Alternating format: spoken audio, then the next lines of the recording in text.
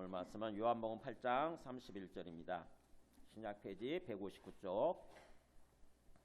요한복음 8장 31절에서 47절까지인데 가운데 좀 빼고 앞뒤 있겠습니다. 31절에서 36절까지 있고 43절부터 47절까지 있도록 하겠습니다. 저와 여러분이 한 절씩 교독하시겠습니다. 31절입니다. 그러므로 예수께서 자기를 믿은 유대인들에게 이르시되 너희가 내 말에 거하면 참으로 내 제자가 되고 진리를 알지니 진리가 너희를 자유롭게 하리라. 그들이 대답하되 우리가 아브라함의 자손이라 남의 종이 된 적이 없거늘 어찌하여 우리가 자유롭게 되리라 하느냐. 예수께서 대답하시되 진실로 진실로 너희에게 이르노니 죄를 범하는 자마다 죄의 종이라. 종은 영원히 집에 거하지 못하되 아들은 영원히 거하나니 그러므로 아들이 너희를 자유롭게 하면 너희가 참으로 자유로우리라. 43절입니다. 어찌하여 내 말을 깨닫지 못하느냐. 이는 내 말을 들을 줄 알지 못함이로다. 너희는 너희 아비 마귀에게서 났으니 너희 아비의 욕심대로 너희도 행하고자 하느니라. 그는 처음부터 살인한 자요 진리가 그 속에 없으므로 진리에 서지 못하고 거짓을 말할 때마다 제 것으로 말하나니 이는 그가 거짓말쟁이요 거짓의 아비가 되었음이라. 내가 진리를 말함으로 너희가 나를 믿지 아니하는도다. 너희 중에 누가 나를 죄로 책잡겠느냐. 내가 진리를 말하는데도 어찌하여 나를 믿지 아니하느냐. 같이 있습니다. 하나님께 속한 자는 하나님의 말씀을 듣나니 너희가 듣지 아니함은 하나님께 속하지 아니하였음이로다. 아멘. 앉으시겠습니다. 네, 오늘 말씀을 나누기 전에 오래간만에 우리 달라스 윌라드 한번 그분의 말씀을 듣고 다시 한번 나누도록 하겠습니다. 우리 이분은 누구냐면은 2013년에 돌아가신 분인데 우리나라에 와서 말씀을 전하신 분이세요.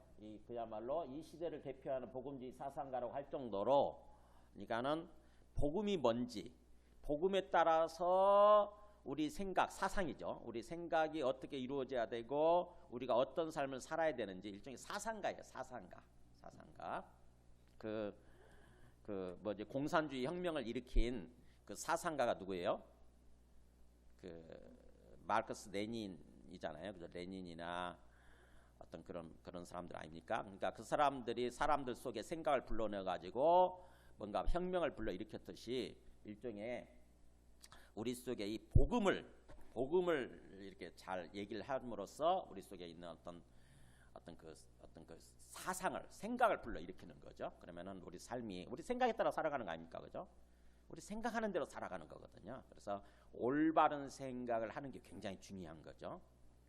그래서 그렇게 이 시대를 대표하는 복음을 가지고 얘기하는 복음주의 사상가라고 할 정도로 그런 분이에요. 그래서 철학과 교수였고 목사님이셨는데 이분이 쓴 책들이 하나님의 모략 잊혀진 제자도 우리 지금 교회에 있어요. 근데 좀 어렵더라고요. 제가 읽어봐도 좀 쉽게 썼더라면 좋았을 텐데 모르겠어요. 번역해서 그런가.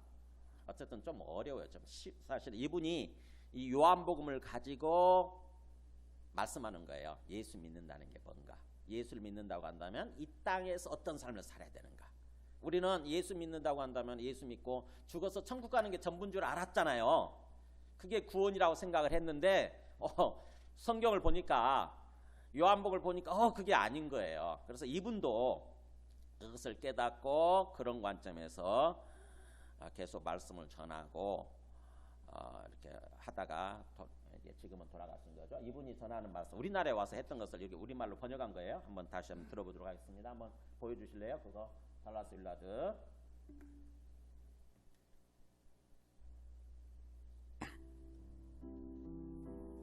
달라스 윌라드 박사의 설교를 정리한 것입니다. 첫째로, 영생은 현재부터 시작합니다. 우리는 항상 먼 미래 천국을 생각합니다. 맞습니다. 그런데 영원 영생은 지금 현재부터 시작합니다.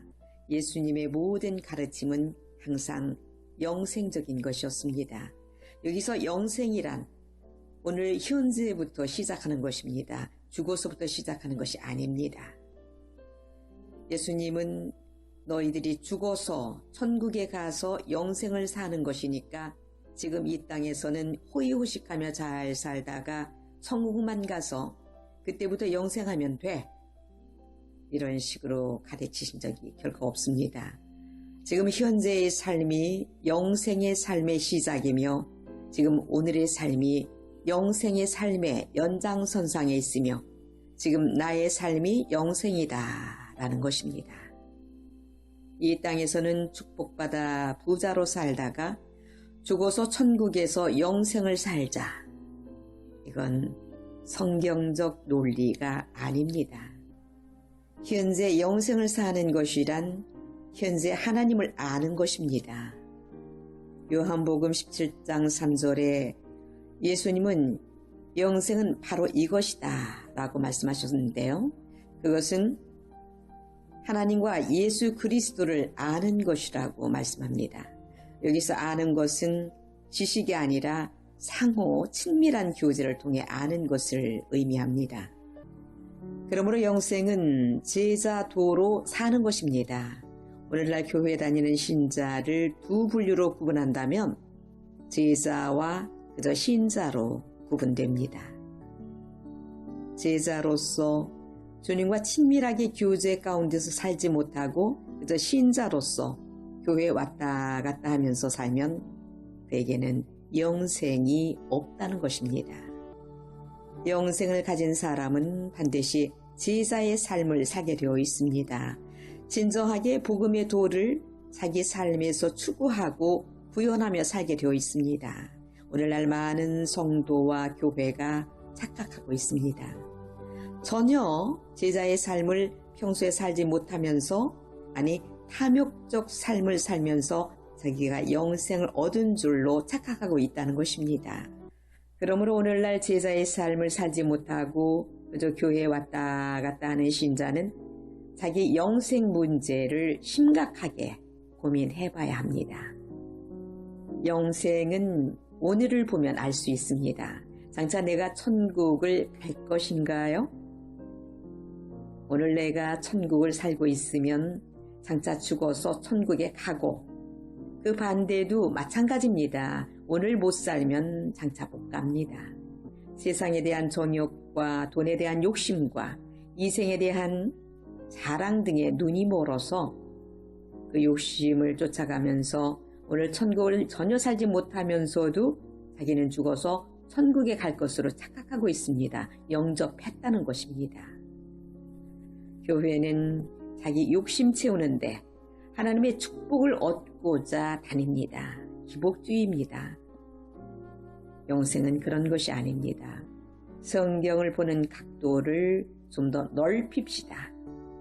성경에 나오는 예수님의 모든 가르침은 영생과 직결되어 있습니다. 그 영생은 하나님과 새로운 계속되는 친밀한 관계를 의미하며 그것은 예수님과 함께 예수님 당시에 현재에 이미 시작되었습니다.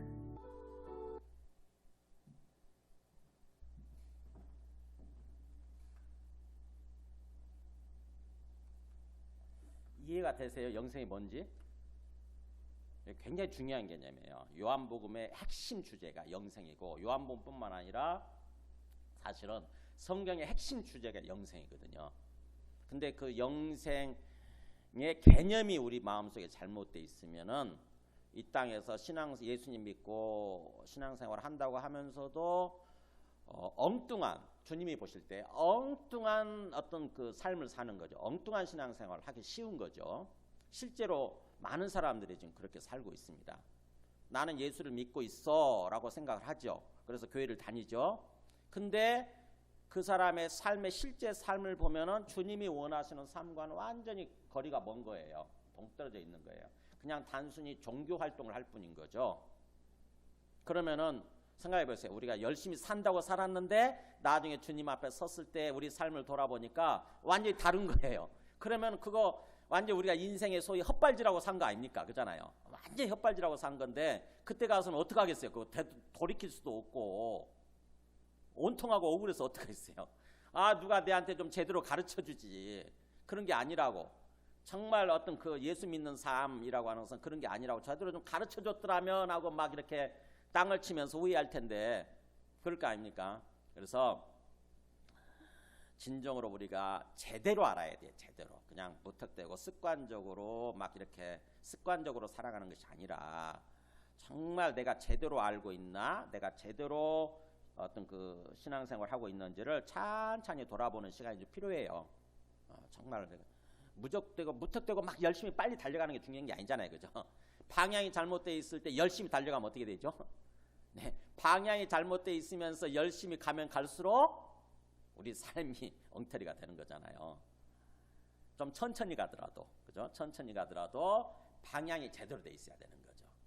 그잖아요. 그래서 우리가 차를 타고 내비게이션의 안내를 따라서 이렇게 가지 않습니까? 근데 뭔가 잘못돼 있으면 내비게이션이 계속 경고를 하잖아요. 그죠? 그러면은 내비게이션 안내를 따라서 빨리 바꿔야죠, 방향을. 근데 우리가 계속 고집 피우고 내비게이션 너는 네 말해라, 나는 나대로 간다 그러면서 내 마음대로 가버리면 어떻게 되죠? 네, 그러면은 열심히 갔어도 실컷 열심히 갔어도 완전히 엉뚱한 곳에 가게 되는 거죠. 그러면 우리 시간 낭비하는 거죠. 시간 낭비. 그래서 우리가 신앙생활도 마찬가지입니다.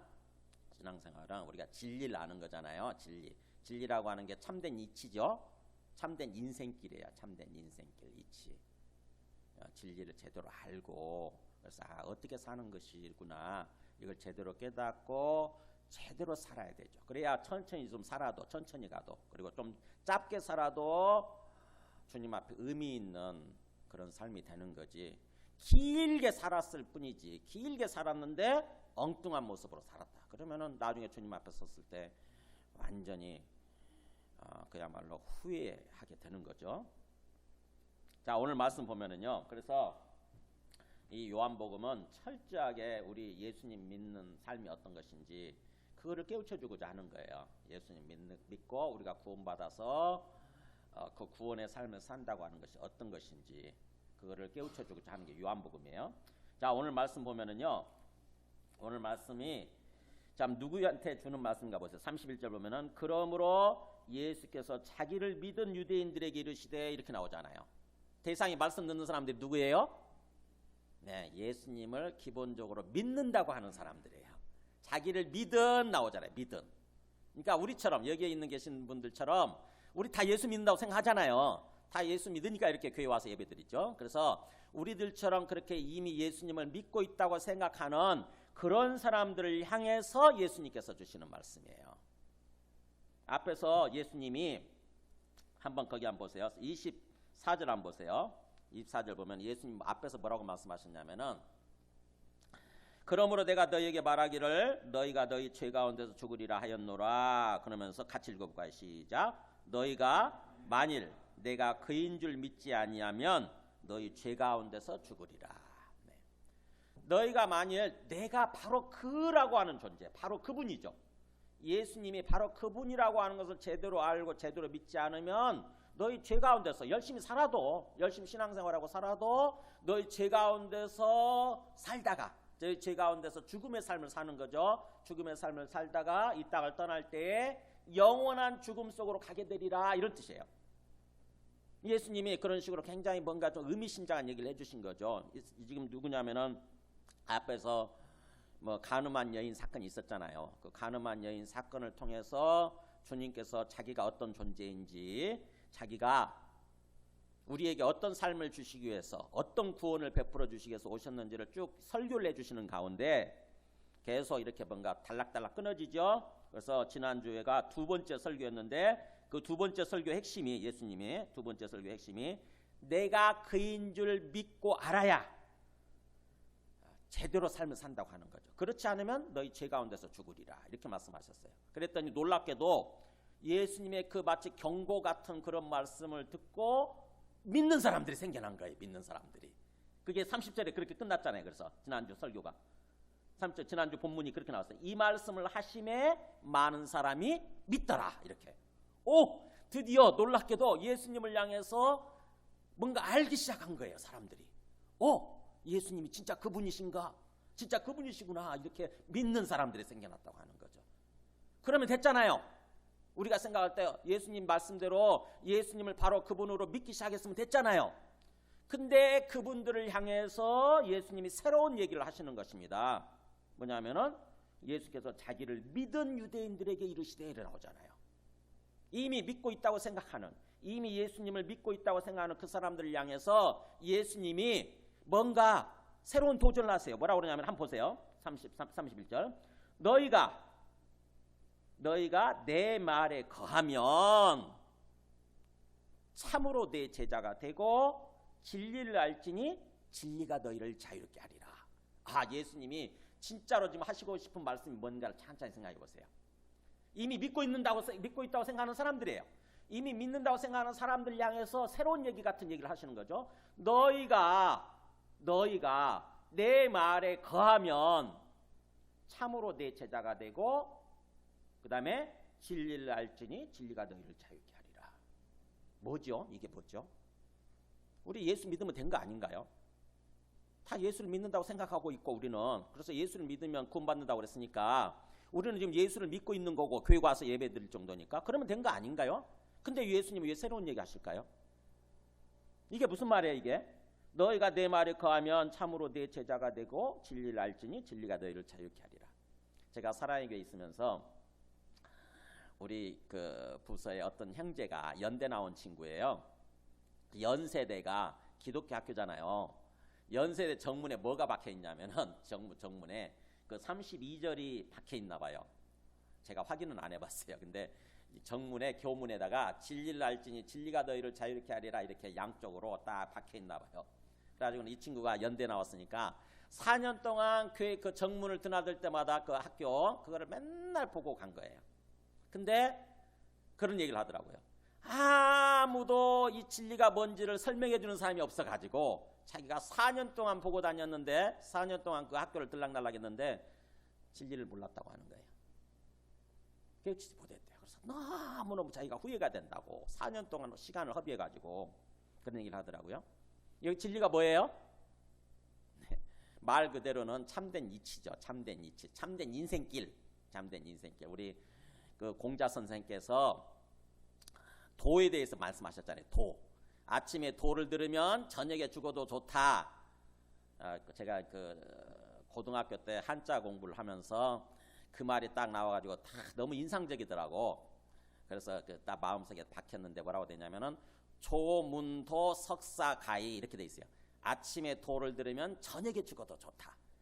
그러니까는 아침에 진리를 깨닫게 되면 딱 하루만 살고 죽어도 만족한다 이런 뜻이에요. 공자 선생께서 그렇게 얘기를 하셨더라고요. 그러니까는 얼마나 그 진리에 대한 갈망, 인생길에 대한 갈망 그거를 표현해 주는 거죠. 그만큼 중요하다는 거죠. 근데 우리는 그런 게 별로 생각 안 하죠? 그죠? 먹고 사는 게 워낙 중요하니까 먹고 사는 게 급한데 무슨 진리가 뭐고 도가 뭐야? 그까진 게 무슨 상관이 있어? 이런 생각하면서 살죠? 근데 먹고 사는 게 조금 배부르게 되면 조금 만족하게 되면 진짜로 생각을 하게 됩니다. 나는 어디서 와서 어디로 가는 건가? 나는 어디서 와서 어디로 가는 거지? 인생이라는 게 뭐지? 어떻게 살아야 되는 거지? 이런 생각을 하게 돼 있어요. 우리 인생이라고 하는 게. 그런 생각하면서 살아야 돼요. 워낙 배고프니까 그저 이제 배부르는 것만 추구하고 사는데 사실은. 그래서 이 진리라고 하는 게 그런 거예요. 인생길, 도. 근데 그 진리가 뭔지를 깨우쳐줬어야 되는데 어떻게 사는 것인지 깨우쳐줬어야 되는데 아무도 그런 사람이 없었다고 하는 거죠. 자, 예수님 뭐라고 그럽니까? 어떻게 해야 그 진리를 알게 된다고요? 네, 너희가 내 말에 거하면. 이미 예수님 믿고 있는 사람들이에요. 근데 이 예수 믿고 있는 사람들 향해서 예수님이 뭐라고 좀 말씀하시는 거예요? 그냥 형식적으로 습관적으로 신앙생활 하면 안 되고 뭐예요? 너희가 내 말에 거해야 된다 이렇게 말씀하시는 거죠. 내 말에 거해야 되고 내 말에 거하게 되면 그때 비로소 진짜 내 제자가 된다. 참으로 내 제자. 그 말은 예수님의 진정한 제자, 진짜 제자가 된다고 하는 거죠. 예수님의 제자가 된다고 하는 것은 예수님이 스승 되신다는 얘기잖아요. 어떤 점에 있어서 우리의 스승일까요? 예수님이 그냥 단순히 뭔가 말씀을 가르쳐주는 것, 뭔가 교육 지식을 가르쳐주는 정도예요? 그게 아니고요. 예수님의 삶 자체가 우리의 스승이에요. 예수님의 살아가시는 삶의 모습 자체가 우리의 스승인 것입니다. 예수님이 어떻게 사셨느냐? 바로 아까 말한 영생의 삶을 사신 거죠. 영생의 삶. 영생이 뭐라고요?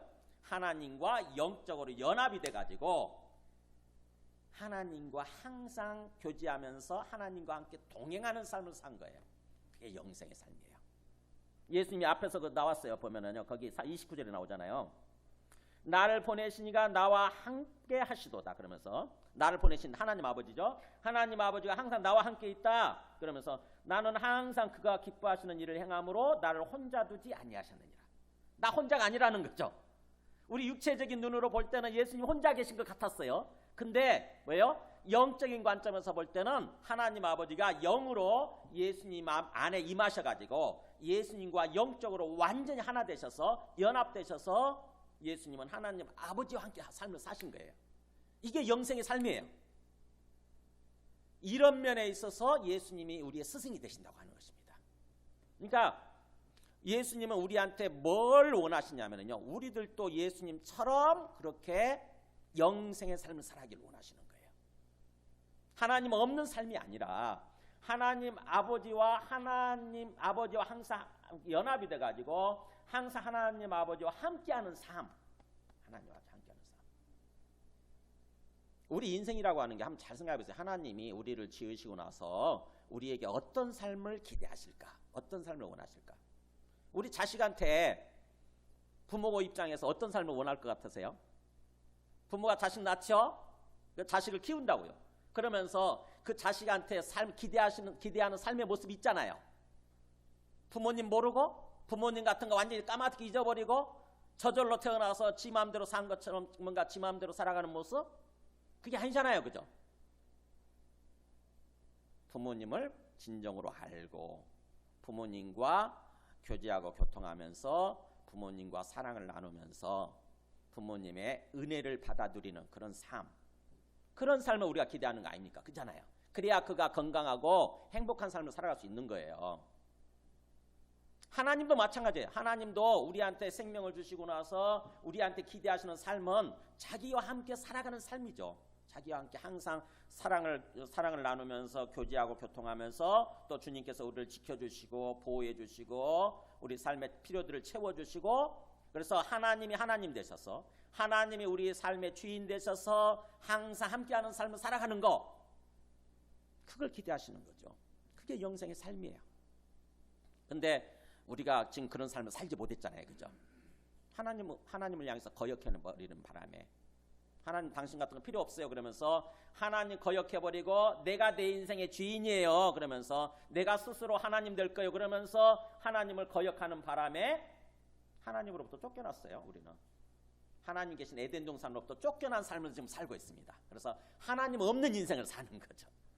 열심히 발버둥 치면서. 그러면 우리가 행복할 것 같아서, 우리가 행복한 삶을 살 것 같아서 열심히 발버둥 치면서 살죠. 근데 삶이 그렇지 않잖아요. 그죠? 열심히 허우적대면서 발버둥 쳤지만 허무하잖아요. 허무하고요. 곤고해요. 돈이 많아지면 뭔가 행복할 줄 알았는데 돈 쥐어봤자 그것도 아니에요. 사실은.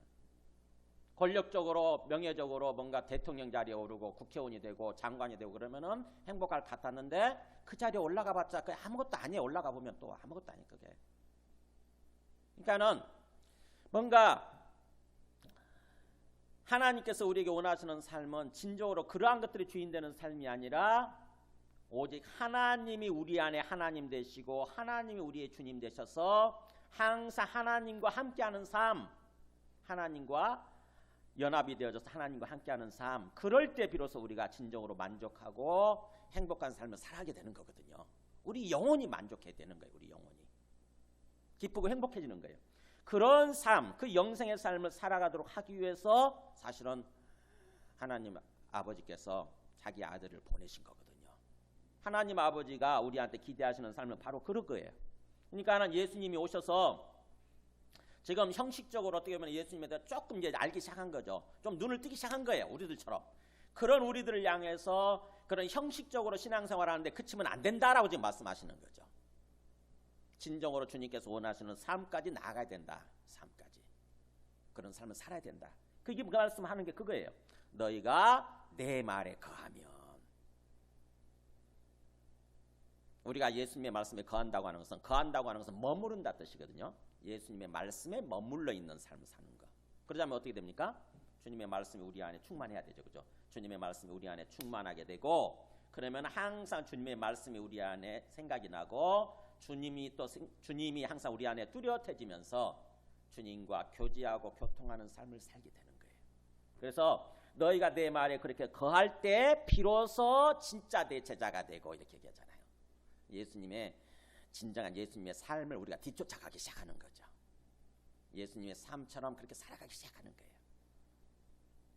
그러면서 진리를 알지니, 그렇게 되면 진리를 알지니 진리가 너희를 자유롭게 하리라. 사람들이 32절만 외우잖아요. 32절만 외우다 보니까 어떤 식으로 생각을 하냐면, 진리를 알지니 그 말을 진리를 알라라고 하는 명령문으로 받아들여요. 진리를 알라, 그러면 진리가 너희를 자유롭게 하리라, 이렇게 받아들이잖아요. 언뜻 그렇게 생각이 되죠? 네, 그런 뜻이 아니고 항상 문맥을 통해서 봐야 돼요. 성경 말씀은 딱 달라 한 구절만 뽑아서 보는 게 아니라 항상 문맥을. 그래서 앞에 문맥까지 보면 딱 깨달아지잖아요. 너희가 내 말에 거할 때, 거하면, 그러면 진짜로 내 제자가 되고 진리를 알게 되리니, 이렇게 되잖아요. 그죠? 진리를 알게 되리니. 미래 시제예요. 원래 영어만 봐도 바로 알아요.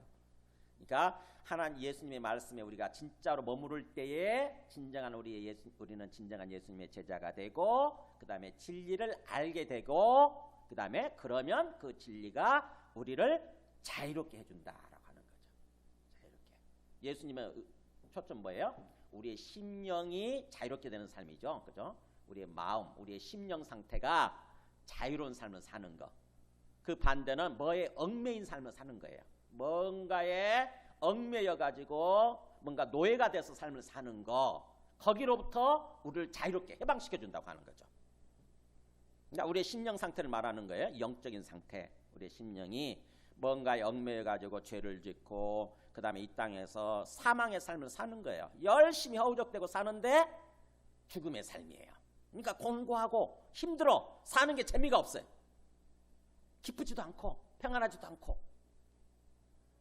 근데 거기로부터 해방시켜서 우리 심령이 자유를 누리고 기쁨을 누리고 참으로 평안을 누리고 행복하게 삶을 살아가는 거, 그걸 얘기하는 거야. 그렇게 되리라. 근데 이 사람들이 깨달을까요? 못 깨달을까요? 보세요. 그들이 대답하되 어떻게 반응하는가 보세요. 예수님이 그 말씀에 대해서 제대로 알아듣고 반응하는가, 아니면은 제대로 알아듣지 못했는가 한번 보세요. 33절에 그러죠. 그 말을 들은 이미 예수를 믿고 있다고 생각하는 유대인들이 반응이 뭐냐면, 그들이 대답하되 우리가 아브라함의 자손이라, 그러니까 우리는 아브라함의 자손으로서 남의 종이, 남의 노예가 한 번도 된 적이 없거늘 어찌하여 우리가 자유롭게 되리라 하십니까? 이렇게 묻잖아요. 그죠? 알아들었어요? 못 알아들었어요? 네, 예수님 말씀을 전혀 못 알아들었어요. 예수님은 우리의 심령, 우리의 영혼을 지금 얘기하는데, 우리의 내적인 내면의 세계를 얘기하는데, 영적인 세계를 얘기하는데, 이 사람들은 뭐예요? 내가 지금 아브라함의 자손으로서 한 번도 내가 지금 다른 사람의 노예가 된 적이 없어. 우리 민족이 노예가 된 적이 없다 이거지. 근데 지금 노예 상태가 아닌데 예수님은, 당신은 도대체 우리를 뭐 자유롭게 해준다고, 우리를 해방시켜준다고 노예로부터 뭔 소리를 하는 거예요 지금. 그 얘기잖아요. 그죠?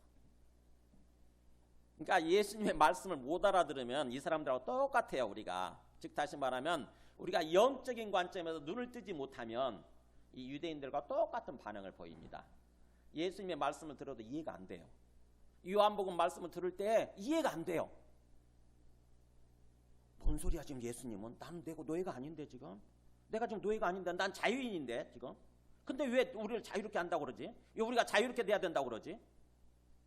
예수님이 거기에 대해서 그래서 쉽게 조금 더 구체적으로 설명을 합니다. 그게 33절에 34절에 보세요. 예수께서 대답하시되 진실로 진실로 너희에게 이르노니. 굉장히 강조하시죠? 예수님의 간절한 마음이 느껴지세요?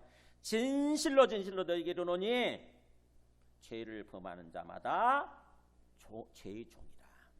그러니까 예수님이 어떤 그 종, 노예를 말하는 것은 뭘 말하는 거예요?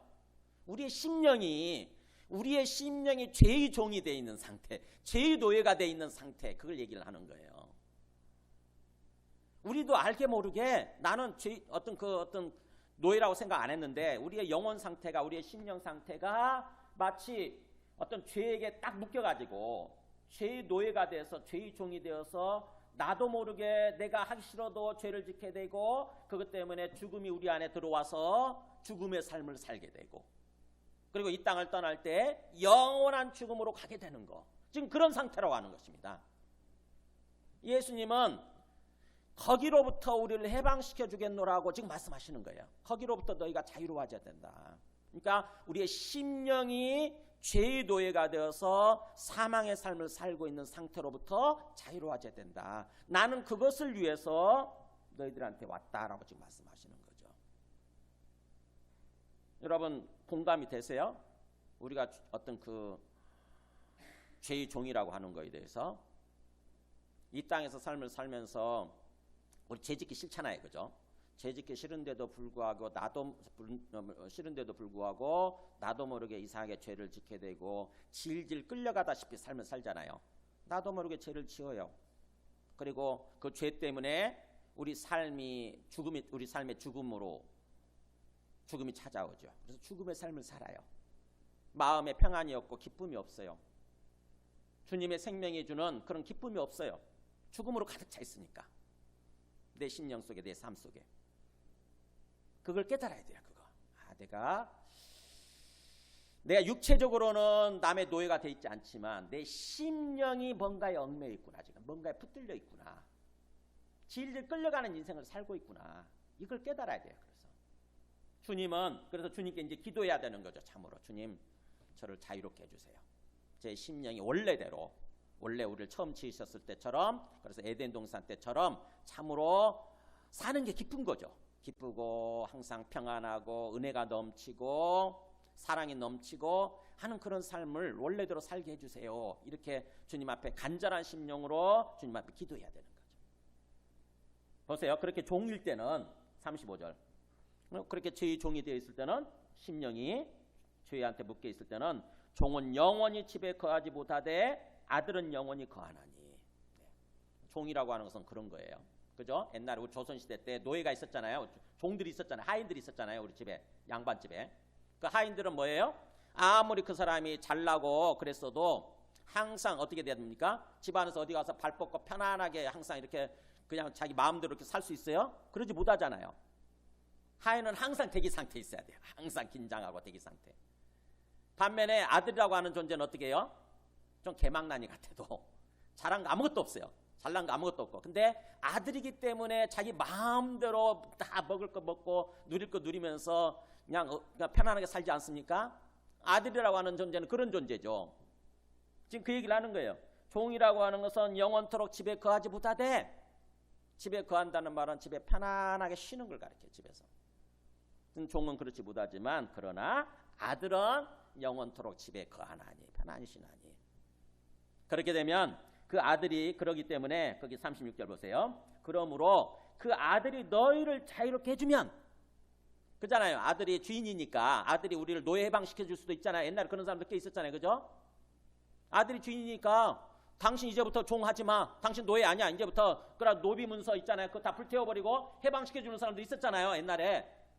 그렇듯이 아들이 너희를 자유롭게 해주면, 죄의 종으로부터 풀어주면 이제 너희는 진짜로 참으로 자유롭게 되리라.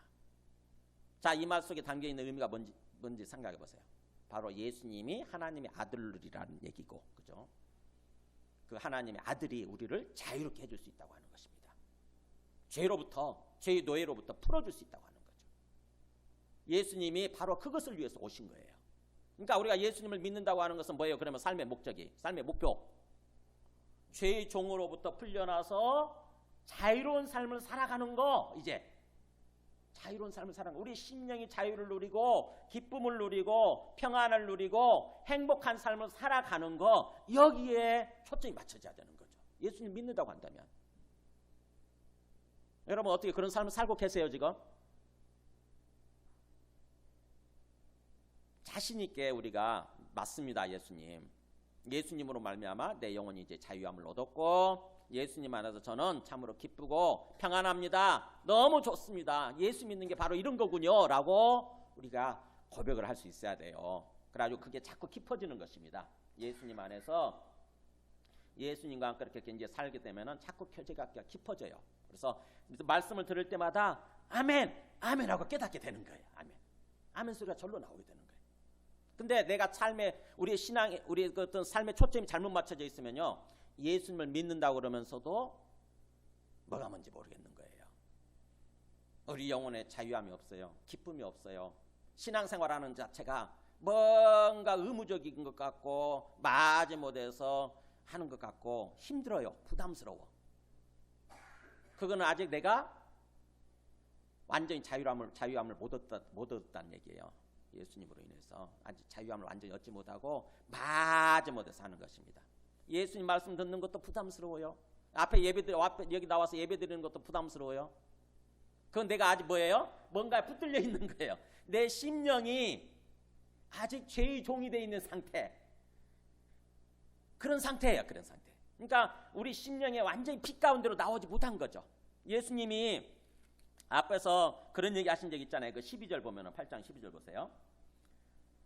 그 가늠한 여인 사건이 있고 나서 예수님 뭐라고 말씀하셨냐면 12절 한번 보세요. 제가 읽어볼 테니까 한번 같이 읽어볼까 시작. 예수께서 또 말씀하여 이르시되 나는 세상의 빛이니 나를 따르는 자는 어둠에 다니지 아니하고 생명의 빛을 얻으리라. 나를 따르는 자는 어둠에 다니지 아니하고 어둠 속에서 살지 아니하고 그런 뜻이에요. 어둠 속에서 살지 아니하고 생명의 빛을 얻으리라. 그러니까 예수 믿는다고 하는 것은 우리의 영이 빛을 얻는 거예요. 우리 영이 어둠 가운데 있다가 빛을 얻어서 이제 빛 가운데서 삶을 살아가는 거예요. 빛 가운데서 삶을 살면 기쁘죠? 기뻐요.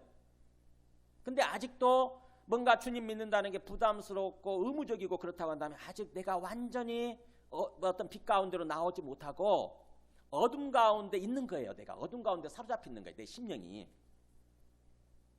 예수님은 우리 심령에 우리 영혼에 빛을 비춰주시기 위해서 생명의 빛을 비춰주시기 위해서 오신 거예요. 자, 그렇게 주님께서 정말 간절하게 말씀하시는데 앞에서 그랬잖아요. 그 사람들이 우리가 아브라함의 자손이다. 나는 남의 종종이 된 적이 없다. 이렇게 얘기했잖아요. 유대인들이. 그러니까 예수님이 거기에 대해서 그 질문에 대해서 일종의 답변하는 식으로 얘기합니다. 37절 보세요. 나도 너희가 아브라함의 자손인 줄 안다. 나도 육신적으로는 너희들이 아브라함의 자손이라는 거 알아. 내가 왜 모르겠느냐 하는 거죠. 너희들이 이스라엘 사람들이니까 아브라함의 자손 맞지? 근데 문제는 너희가 내 말이 너희 안에 있을 것이 없으므로 나를 죽이려 하는도다.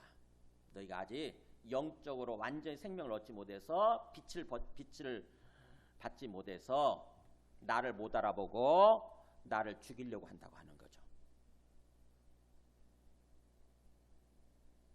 그러면서 너희는 나는 내 아버지에게서 본 것을 말하고 너희는 너희 아비에게서 들은 것을 행하느니라. 나는 하나님의 아들, 하나님 아버지가 이 땅에 보내셔서 하나님 아버지에게서 그대로 본 것들, 하나님 아버지와 함께 있을 때 그 본 것을 그대로 말할 뿐인데 너희는 지금 너희 아비, 진짜 하나님 아버지를 몰라서 너희 아비에게서 들은 대로 내한테 지금 행하려고 한다고 하는 거죠. 그래서 이 너희 아비는 바로 뭐냐면은 마귀예요, 마귀. 너희는 아직 마귀한테 사로잡혀 있는 상태다. 그러다 보니까는 나를 제대로 알아보지 못하고 너희는 지금 나를 죽이려고 하는 거다. 그러니까는 39절에 그들이 또 반발을 하죠. 대답하여 이르되 우리 아버지는 아브라함이다. 이렇게 얘기했잖아요. 우리 아버지는 마귀가 아니고 아브라함 맞아요. 그러니까는 예수님 그러죠. 너희가 아브라함의 자손이면, 그리고 아브라함이 너희 아버지면, 그러면 아브라함이 행한 일대로 해야 될 거 아니냐. 아브라함이 행한 대로 해야지. 지금 하나님께 들은 진리를 너희에게 말한 사람이 나를 죽이려 하지 않느냐. 너희가 아브라함은 그렇게 하지 않았다 얘기하는 거죠. 아브라함은 내한테 그렇게 하지 않았다. 나는 지금 하나님 아버지께 들은 진리를 그대로 말할 뿐인데 너희들은 나를 죽이러 가는데 너희가 어떻게 아브라함의 진짜 자손이냐. 그러면서 41절 그랬잖아요. 너희는 너희 아비가 지금 행할 일을 하는 거야. 너희 아비는 누구냐면 아브라함이 아니라 마귀야, 마귀. 너희는 아직도 지금 마귀에 사로잡혀 있는 마귀 새끼들이다. 그래서 마귀 짓을 하는 거다라고 얘기를 하는 것입니다. 그랬더니 그들도 또 굉장히 반발하죠. 우리가 음란한 데서 나지 아니하였고, 우리는 그러니까 마귀의 자식들이 아니라는 거예요. 우리가 지금 사생아들이 아니라고 하는 거죠. 우리가 음란한 데서 나지 아니하였고 아버지는 한 분뿐이시니 곧 하나님이시다, 이렇게 얘기하잖아요. 우리 아버지는 한 분뿐 하나님이세요. 그러니까 예수님이 그러죠. 하나님이 너희 아버지였으면, 42절에 그러죠. 하나님이 너희 아버지였으면 너희가 나를 사랑했을 거다. 왜냐하면 내가 하나님께로부터 왔기 때문이다. 내가 스스로 온 게 아니라 하나님 아버지가 나를 보내셔서 왔다. 즉 뭐예요? 예수님이 강조하는 것은 예수님이 하나님의 아들이시라고 하는 것입니다.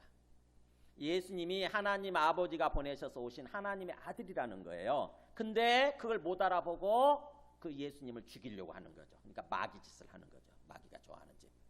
마귀는 어떻게든지 예수님을 죽이려고 하겠죠. 그죠? 예수님 태어날 때부터 죽이려고 그랬잖아요. 태어나려고 할 때 그 마귀의 화신이라고 할 수 있는 헤롯 왕이 사람들 보내가지고 그 2살 밑으로, 예수님 나이 밑으로 다 죽였잖아요. 다. 그 예수님 죽이려고 한 거거든요. 그러니까 마귀는 어떻게든 예수님만 죽이면 끝나니까, 예수님만 죽이면 다 자기가 이 세상을 평정을 하고 세상의 왕이 될 수 있거든요. 그래서 예수님을 어떻게든 죽이려고 하는 거예요. 그게 마귀 짓이에요. 그러면서 그렇게 그들이 예수님을 제대로 알아보지 못하고 마귀 새끼로서 살아가는 이유, 마귀 짓을 하는 이유에 대해서 43절에 예수님이 한탄하시면서 얘기하잖아요. 보세요. 43절. 어찌하여 내 말을 깨닫지 못하느냐. 왜 내 말을 깨닫지 못하느냐. 그 이유는 내 말을 들을 줄 알지 못함이로다. 우리가 예수님의 말씀을 깨닫지 못하기 때문에 예수님을 제대로 믿지 못하는 거고요. 그래서 진정으로 진리의 삶, 영생의 삶을 살지 못하는 건데, 그 근본적인 이유, 원인은 뭐냐면 예수님의 말씀을 알아들을 줄 모르는 거예요. 예수님의 말씀을. 아무리 예수님이 말씀하셔도 예수님의 말씀을 들을 줄 모르는 거예요. 지금 예수님이 그 얘기를 하잖아요. 이는 내 말을 들을 줄 알지 못함이로다. 그러니까 우리가 예수님의 말씀을 들을 줄 알아야 되고, 그래서 깨달아야 되고, 예수님의 말씀을 깨달아야 예수님의 말씀이 우리 마음에 충만해져 가지고, 그러면 우리가 예수님의 말씀에 거하는 삶, 그래서 예수님과 함께 교제하고 교통하는 삶을 살아가게 되는 거죠. 그러니까는 출발점이 예수님의 말씀을 들을 줄 아는 거, 이게 출발점이에요. 예수님의 말씀을 들을 줄 아는 거. 근데 우리가 정말 예수님의 말씀을 들을 줄 모르는 게 이게 참 심각하죠. 아무리 말씀을 해도 자꾸 빗끌려요. 자꾸 예수님 막 이렇게 어긋나요. 근데 왜 그렇게 어긋나느냐? 왜 예수님의 말씀을 들을 줄 모르느냐? 거기에 얘기하죠. 44절에 너희는 너희 아비 마귀에게서 났으니 너희 아비의 욕심대로 너희도 행하고자 하느니라. 그는 처음부터 살인한 자요 진리가 그 속에 없으므로 진리에 서지 못하고 거짓을 말할 때마다 지것으로 말하나니 이는 그가 거짓말쟁이요 거짓의 아비가 되었습니다. 예수님의 말씀 알아들을 줄 모르고 계속 마귀의 자식으로서 살아갈 때는 마귀가 하고자 하는 대로 우리가 산다고 하는 것입니다. 항상 거짓말하고 항상 죄를 짓고, 그래서 삶을, 거짓된 삶을 사는 거죠. 죄악된 삶. 왜냐? 마귀는 거짓의 아비로서 우리 속에 항상 거짓말을 주는 거예요. 거짓되게 행하도록. 거짓말쟁이라고 돼 있죠. 그 마귀는 거짓말쟁이고 거짓의 아비다. 근데 우리가 예수님의 말씀 알아듣게 되면 45절에 그랬죠. 내가 진리를 말함으로 너희가 나를 믿지 않는도다. 그 말은 내가 진리를 말하는데도 불구하고 너희가 못 알아듣는도다. 그러면서 너희 중에 누가 나를 죄로 책잡겠느냐? 내가 진리를 말하는데도 어찌하여 나를 믿지 아니하느냐. 그러니까 예수님에 대해서 영적인 눈이 완전히 열려야 돼요. 영적인 관점에서 바라봐야 예수님의 말씀이 들립니다. 영적인 관점에서 들어야. 영적인 관점에서. 그래서 47절에 했죠. 하나님께 속한 자는 하나님의 말씀을 듣나니. 그러니까 근본적으로 우리가 하나님께 속해 있느냐 속해 있지 않느냐에 따라서 좌우된다고 하는 거예요. 예수님을 진짜로 믿고 하나님께 속하게 되면, 즉 하나님의 백성이 되고 하나님의 자녀가 되게 되면 예수님의 말씀이 들리기 시작해요. 근데 예수님을 믿는다고 내가 착각할 뿐이지 제대로 안 믿고 진짜로는 믿지 않고 그냥 어떤 기독교 종교인으로서 종교 생활을 하는 단계에 있게 되면은 그건 하나님께 속한 것이 아니죠. 그건 아직까지는 마귀에게 속한 거예요. 그렇게 되면 예수님의 말씀이 안 들려요. 지금 이 유대인들이 지금 그런 상태라고 하는 걸 예수님이 말씀하시는 거예요. 너희가 나를 믿는다고 지금 착각을 하지만 사실은 진정으로 나를 제대로 알아보고 진정으로 나를 믿느냐 하는 거예요. 그래서 하나님께 속한 존재가 돼 있느냐. 내 말이 안 들리는 이유는 아직 너희가 하나님께 속해 있지 않기 때문이라고 하는 거죠. 그래서 하나님께 속한 자는 하나님의 말씀을 듣나니 너희가 듣지 아니하면 하나님께 속하지 아니하였음이니라. 그러니까 예수님이 말씀하는 거예요. 이 사람들한테 진짜로 하나님께 속한 자가 되도록 지금 그 얘기를 하고자 하시는 거죠. 그죠? 진짜로 하나님께 속해서 예수님의 말씀이 들리고 그래서 예수님의 말씀이 풍성히 거함으로써 그 마음속에 예수님의 말씀이 풍성한 거예요. 그러면서 예수님을 진정으로 믿고 살아계신 주님이 뚜렷해지는 거죠. 우리 마음속에서 주님이 뚜렷해져서 주님과 교제하고 교통하는 그런 영생의 삶을 살아가는 거. 그런 삶을 살라라고 지금 안타까운 마음으로 주님께서는 얘기하시는 거예요. 절대로 형식적인 신앙생활에 그치면 안 된다. 그건 말짱 의미 없는 거죠. 형식적인 신앙생활은 말짱 의미 없는 거예요. 아무 의미 없는 거예요. 그거는 그냥 시간 낭비일 뿐이고 혹시 그 형식적인 신앙생활 하면서 헌금까지 했다고 한다면 물질 낭비까지 하는 것입니다. 물질 낭비까지. 다 시잘데기 없는 거예요. 그거.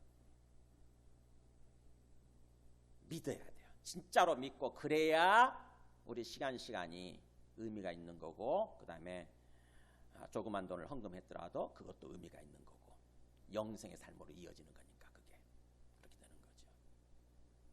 그래서 예수님 마음도 마찬가지고 저도 마찬가지입니다. 정말 여러분들이 진정으로 예수님을 믿고 진정으로 하나님께 속해서 그래서 이 땅에서부터 정말 한 순간순간의 그 삶이 의미 있는 삶, 주님 안에서 기쁘고 평안하고 행복한 그런 삶이 되기를 원하는 거예요. 그런 맥락에서 예배드리는 것도 의미가 있고 헌금하는 것도 의미가 있는 거지. 그렇지 않으면 아무 의미가 없어요. 그래서 주님께서 우리한테 무슨 겁박을 하고 위협을 하고 협박하는 그런 게 아니잖아요. 그죠? 그런 게 아니고 어떻게든지 진정으로 진리를 깨닫게 되고 그래서 진리에 입각한 그런 삶을 살아가도록 하기 위해서 안타까운 마음으로 지금 말씀하시는 거 아닙니까? 결국 내가 믿고 있는 예수가 어떤 분인가 한번 천천히 생각해 보세요. 내가 생각하는 예수, 내 마음속에 있는 내가 생각하는 예수는 어떤 분인가? 예수님께서 말씀하시고자 하는 대로 진짜 하나님의 아들 바로 그분이세요? 아니면은 그냥 어떤 그런 수많은 어떤 종교인들 중에 한 분이세요? 4대 성인 중에 그냥 한 분일 뿐이세요? 아니면 이 땅에 오신 진짜 하나님의 아들 주와 그리스도가 맞으세요? 이게 중요해요. 이거 저도 그렇지만 저도 그렇어요. 저도 여러분들처럼 초창기 때 신앙 잘 몰랐어요. 예수님 믿는다고 하면서 열심히 교회 생활을 했는데 잘 몰랐어요. 예수님이 진짜 누군지 몰랐어요. 제 안에. 그래서 예수님 믿는다고 생각하고 예수님 믿으면 교회 다니는 거잖아요. 그래서 교회 다니는 거를 예수 믿는다고 생각을 하고 그렇게 예수 믿으면 내가 교회를 다니니까 나는 이제 죽으면 천국 간다. 이렇게만 생각을 했어요. 난 죽으면 천국 간다. 근데 복음을 진짜로 알고 보니까 전혀 엉뚱한 방향으로 달려가고 있더라고요. 엉뚱한 방향으로. 죽으면 천국 가는 게 전부가 아니라 이 땅에서 영생의 삶을 사는 거예요. 그리고 이 땅에서 영생의 삶을 사는 결과가 자연스럽게 죽어서 천국 가는 거잖아요. 그렇죠? 그래서 성경의 모든 내용은 철저하게 영생에 초점이 맞춰져 있다라고 아까 달라스 윌라드 그분이 얘기를 하죠. 성경의 모든 내용은 영생의 삶에 맞춰져 있어요. 그래서 영생이라고 하는 개념 자체를 잘 아셔야 돼요. 그냥 단순히 안 죽는 거, 영원히 사는 게 그게 아니고 새로운 세상을 삶을 사는 거예요. 새로운 생명의 삶을 사는 거. 새로운 생명, 새로운 세상의 삶을 사는 거. 그게 영생의 개념입니다. 그러니까 하나님 없이 살았던 삶이 이제 하나님 있는 삶으로, 그래서 하나님 안에서 하나님과 함께 우리 영혼이 기쁘고 평안하고 행복한 삶을 사는 거, 이게 영생이거든요. 이게 영생. 예수님 안에서 이루어지는 삶인 거죠. 주님은 그 삶을 우리한테 주기를 원하시는 거예요. 하나님 아버지는 우리한테 그 삶을 회복시켜 주시기 위해서 자기 아들을 보내서 죽게 하신 거예요. 그러니까 우리가 예수 믿는다고 한다면 이 땅에서 그런 삶을 누려야 되는 거죠. 그러다가 자연스럽게 주님이 부르시면 우리 때에 대해서 부르시잖아요. 그럼 육체적으로 다 죽는 거죠. 언젠가는. 죽으면 그때도 주님 진짜 주님 계신 곳으로 가기 때문에 두렵지 않아요. 죽음이라고 하는 게 아무것도 아니에요. 근데 주님을 모르고 살았으면, 주님과 교제하는 삶이 없었으면요, 죽음이 두렵죠. 죽음이 두렵고요. 근데 주님을 진짜 알고 교제하는 삶을 살았으면 이제 본격적으로 주님을 마주보면서 주님과 함께하는 삶을 살아가게 되는 것으로 가는 거니까 죽음이 뭐가 걱정이 됩니까? 오죽했으면 사도 바울은 빌립보서에서 그랬죠. 나는 이 땅을 떠나서 빨리 가고 싶다. 주님이 계시는 곳으로 빨리 가고 싶다. 그런 얘기 할 정도예요. 빨리 죽고 싶다는 거지. 그렇게 나와요. 나의 간절한 기대와 소망을 따라 아무래든지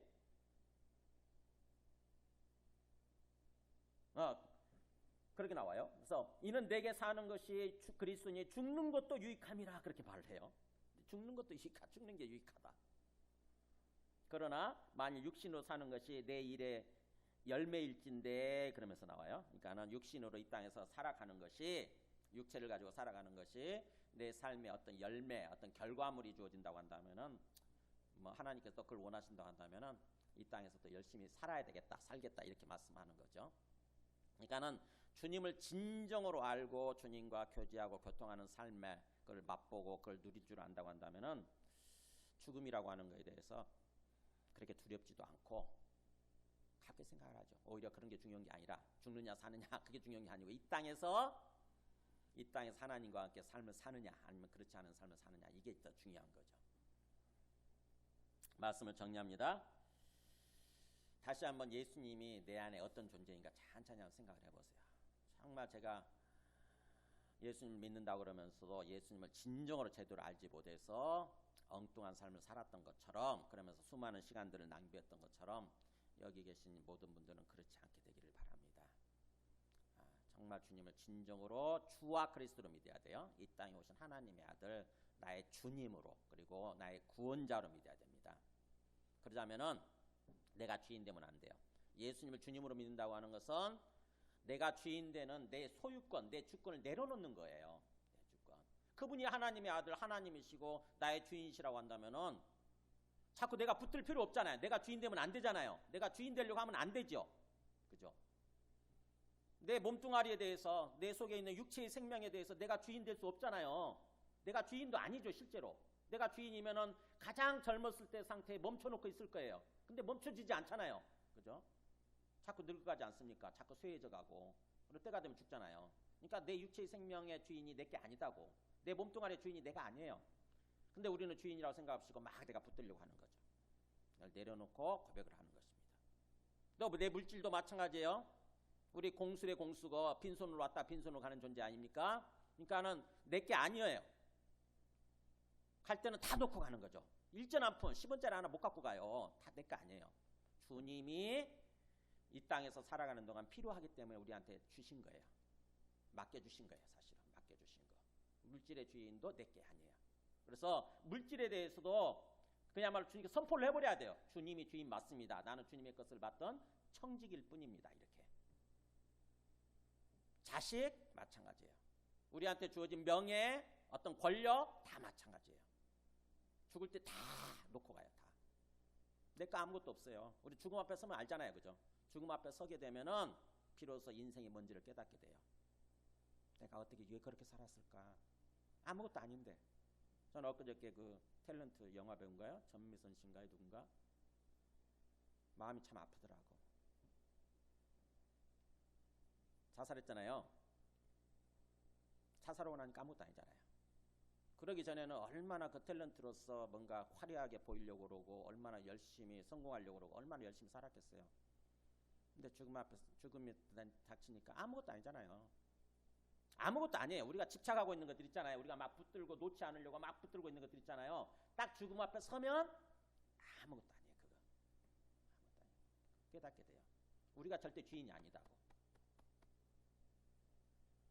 오직 주님이 진짜 주님 되시기를 원하시는 거예요. 그래서 선포를 해버려야 돼요.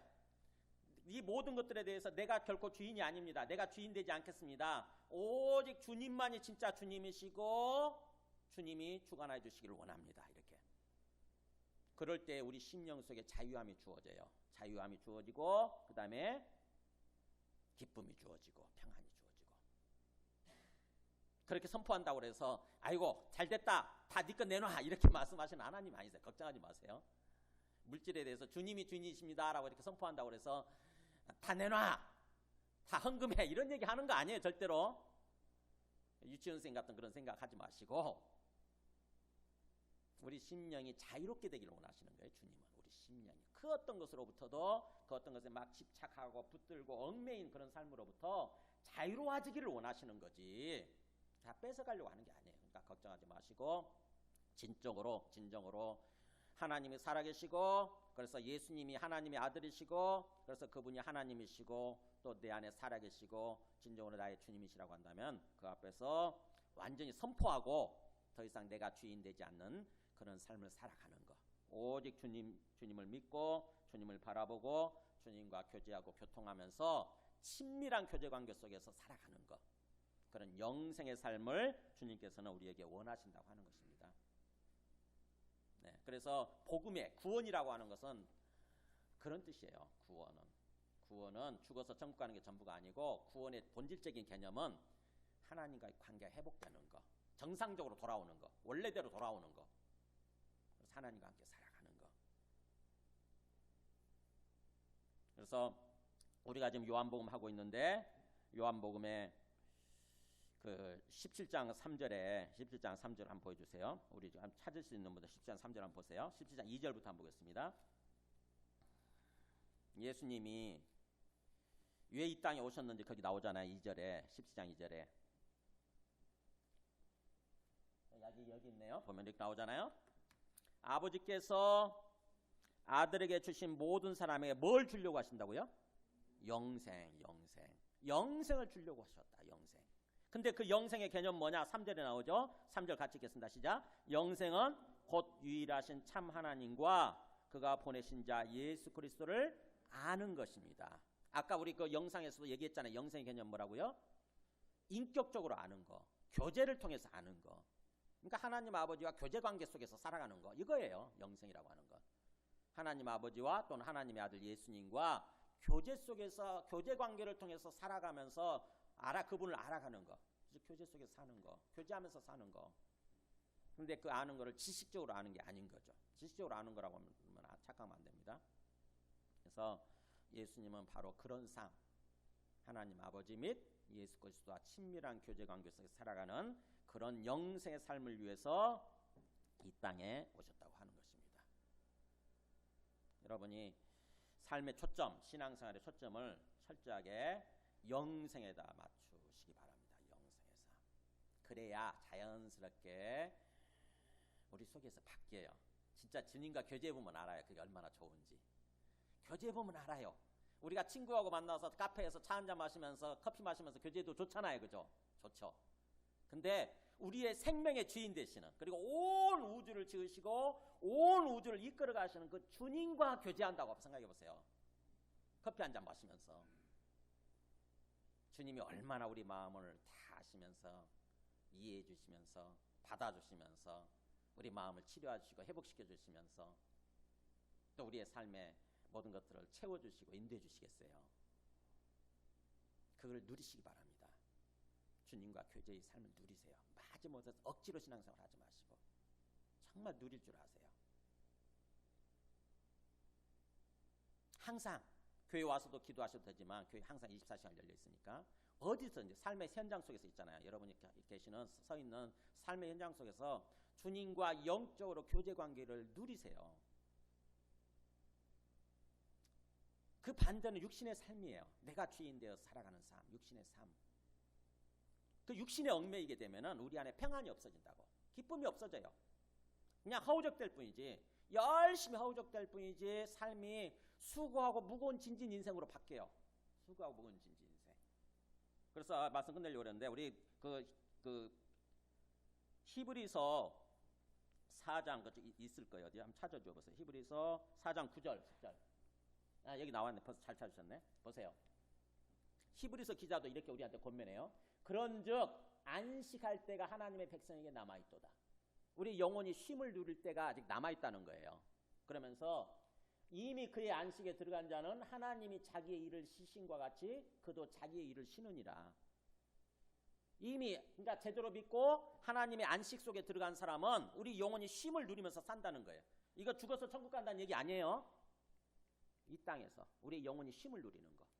그렇기 때문에 보세요. 그러므로 우리가 뭐라고 되어 있습니까? 여기 저 안식에 들어가기를 힘쓰라라고 얘기하잖아요. 안식에 들어가기를 힘쓰라. 우리 의지한테 얘기하는 거죠. 우리 의지에 호소하는 거잖아요. 그죠? 우리 자유의지에 호소하는 거예요. 저절로 되는 게 아니다 이거. 저절로 내 감정대로 내 기분대로 살 때 되는 게 아니고 내 의지를 가지고 나를 쳐서 복종시켜야 돼요. 나를 쳐서 예수님을 찾고 예수님을 주님으로 믿고 그래서 내 주권을 내려놓는 그런 거 있잖아요. 내 주권을 내려놓는 거.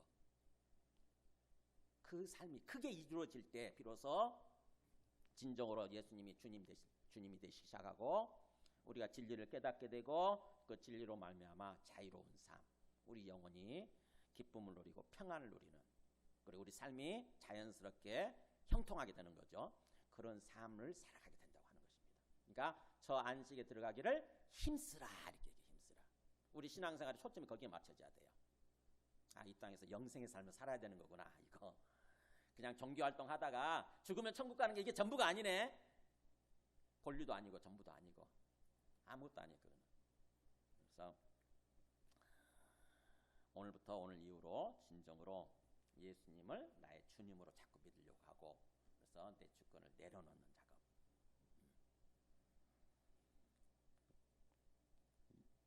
영생의 삶, 안식을 누리는 그런 삶이 우리 모두에게 이루어지기를 간절히 바랍니다. 우리 함께 찬송하고 기도하겠습니다. 찬송가